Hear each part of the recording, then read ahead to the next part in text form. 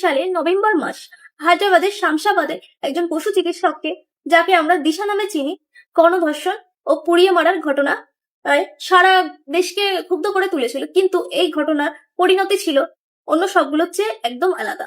ঘটনার কয়েকদিন পর অভিযুক্ত 4 জনকে ঘটনাস্থলে নিয়ে যায়।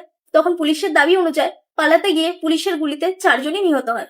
দেশ জুড়ে বিতর্ক শুরু হয়। একদিকে মানবাধিকার কর্মীরা প্রশ্ন তোলে, অন্যদিকে সাধারণ মানুষ রাস্তায় নেমে পুলিশকে ফুল দিয়ে বরণ করে নেয়। কেন মানুষ এই তাৎক্ষণিক বিচারকে সমর্থন করেছিল?